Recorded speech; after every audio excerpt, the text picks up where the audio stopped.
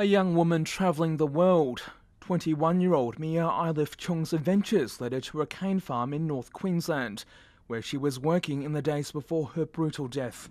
Last night, neighbours heard blood-curdling screams coming from the hostel where she was staying. I was terrified. It wasn't very pleasant at all.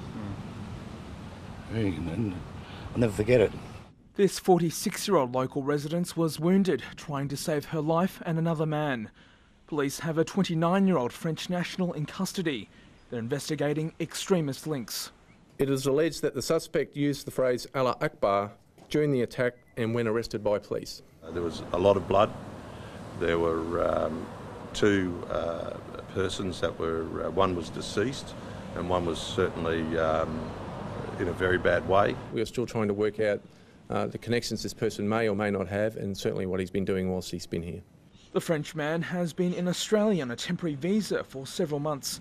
He was staying at the Backpackers with the victims. Federal police are working with their international counterparts. We are still trying to work out the connections this person may or may not have, and certainly what he's been doing whilst he's been here. Others staying in the hostel are still reeling from the violence.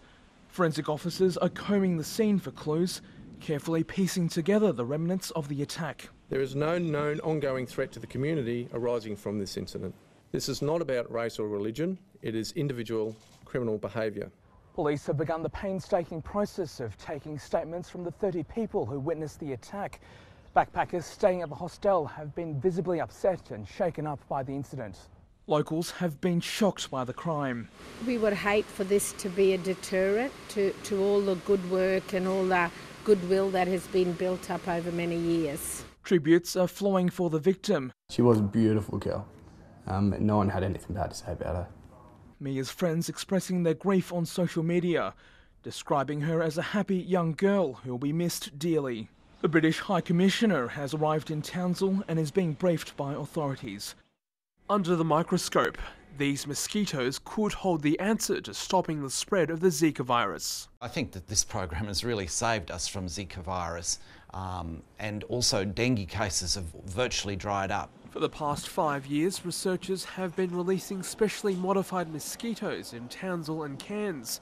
The insects have been infected with Wolbachia, a naturally occurring bacteria which helps block the transmission of viruses such as dengue fever and Zika.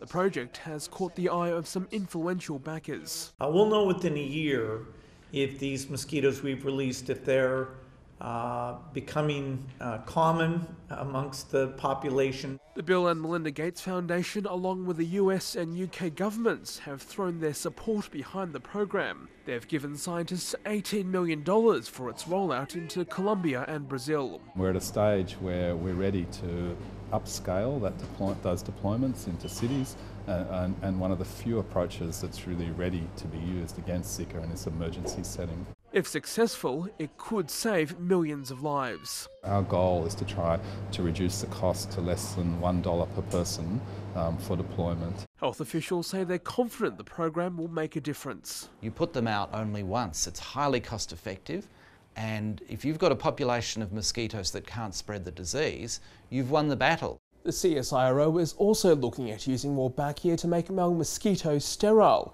It's partnering with a US company to investigate technology that could help reduce mosquito populations. It's hoping to begin trials in far north Queensland later this year. David Chen, ABC News, Townsville. Legends on the footy field. Side to Matty Bowen, and Matty Bowen gets himself a double.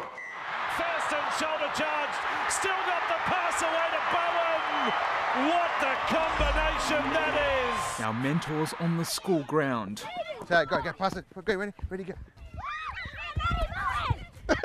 I'm really happy and excited that he's here.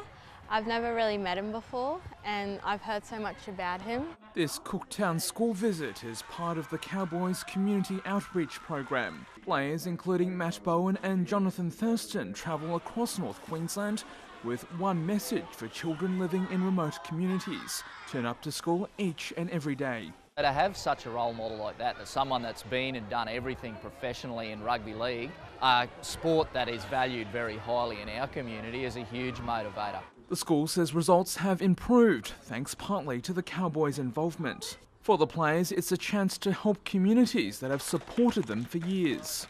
I'm hopeful I'll just, a couple of k's out of town, and I just want to give back to the community and obviously encourage them to obviously come to school every day. Education is a big part of, any kid. I understand my role within the community now. I understand I'm in a privileged position and I can make change. So, I'm very passionate about my heritage. I'm very passionate about my culture, and, I want to make change there. The state government and the Cowboys are in talks about further expanding their programs across the Cape and into remote communities such as Aurukun. The Cowboys, with funding from the federal and Queensland government, are also building a boarding school in Townsville. Covered area here and with a walkway out to the basketball court. Gail Dela Cruz is helping oversee the almost $10 million project. They'll be home to about 50 young Aboriginal and Torres Strait Islander students. She hopes a new generation of doctors, musicians, as well as sports stars will emerge from the program. And obviously NRL Cowboys House is not a football academy. We're not going to say no if we've got a couple of great little fellas that come through that can play footy. But we also, we have one young man coming through who's a great soccer player. So we'll make sure that we do the best for his education and sport with soccer. The students will get special help from Bowen and Thurston. We can go in there, pop in there because we're Townsville based, and go in there and talk to them about being homesick and obviously to overcome that. It's those little kids that know him, see him on TV, but the simple hello and stay at school and listen to your teachers. They're the messages that they hold on to. That'd be very cool and just amazing. They're such strong figures in Australia. Just to have them sort of mentoring us, it'd be just something that you wouldn't get in many other places. A home away from home for high-scoring kids from Queensland's remote communities.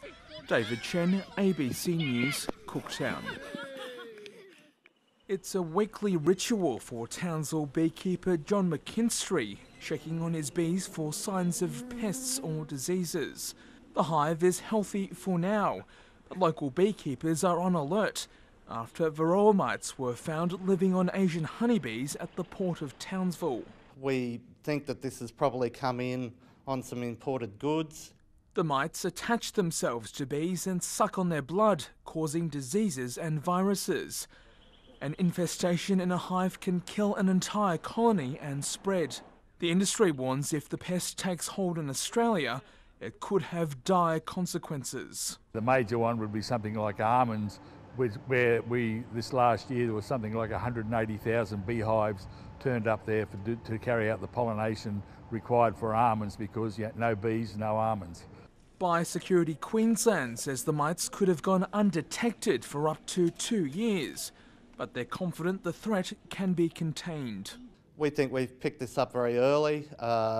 We've got no evidence that the Asian honeybee have established in the area.